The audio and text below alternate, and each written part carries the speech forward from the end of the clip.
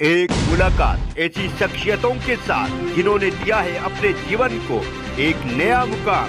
रूबरू कराएंगे ऐसी कुछ हस्तियों के साथ एक खास शख्सियत के साथ मुलाकात जयदेव पटेल के साथ नंबर 1 इंडिया न्यूज पर। नमस्कार व्यूअर्स, मैं जयदेव पटेल और आप देख रहे हैं नंबर 1 इंडिया न्यूज। आपका एक बार फिर स्वागत है एक खास शख्सियत के साथ मुलाकात प्रोग्राम में। आज हम बात करेंगे देश भर में डिजिटल अरेस्ट के जो मामले तेजी से बढ़ रहे हैं और लोग कहीं न कहीं इसके शिकार के साथ साथ और लोग रडार पर भी हैं। आखिर इसके पीछे क्या कुछ मायने हैं और डिजिटल अरेस्ट क्या होता है और कैसे लोग इसके शिकार हो रहे हैं, और इसी के साथ साथ फेक कॉल्स को लेकर सरकार की तरफ से जो नए नियम लाए जा रहे हैं ये कितने कारगर साबित होंगे आने वाले समय में। इन्हें तमाम मुद्दों पर बात करने के लिए हमारे साथ खास मेहमान है साइबर लॉ एक्सपर्ट पवन दुग्गल जी, आपका बहुत बहुत स्वागत है आज हमारे प्रोग्राम में। धन्यवाद जी। पवन दुग्गल जी, आपसे मेरा पहला सवाल है कि डिजिटल अरेस्ट क्या है और कैसे लोग इसके शिकार हो रहे हैं।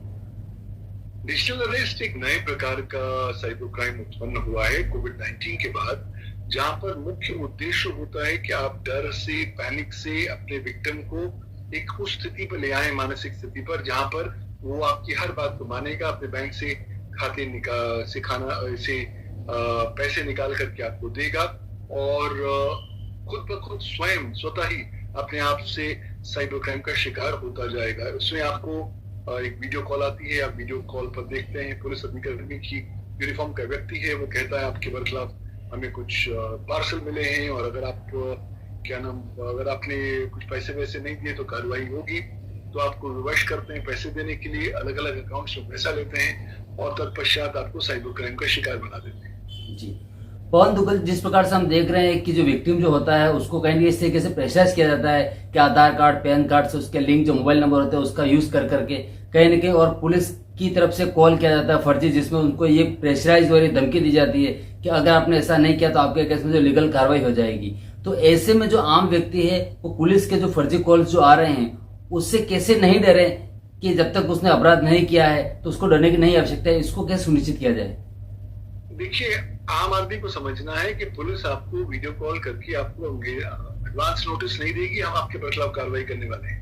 या तो पुलिस आप पर कार्रवाई करेगी या फिर आपके घर आएगी, आपको नोटिस देगी, सर्च वारंट देंगी, अरेस्ट वारंट देगी। तो वीडियो कॉल पर पुलिस कभी भी किसी भी व्यक्ति के साथ संपर्क स्थापित नहीं करती। अगर इस बुनियादी चीज को हम समझ लेंगे तो काफी हद तक हम डिजिटल अरेस्ट के शिकार होने से बच पाएंगे। और वैसे भी मुझे लगता है कि जो अनजान व्यक्ति है, अनजान नंबर है जिससे कॉल आया है, आपको क्या आवश्यकता है कि आप वहां पर उसको कॉल भी करें या उस कॉल को एंटरटेन भी करें। तो जितने सतर्क और सावधान रहेंगे उतना अच्छा रहेगा।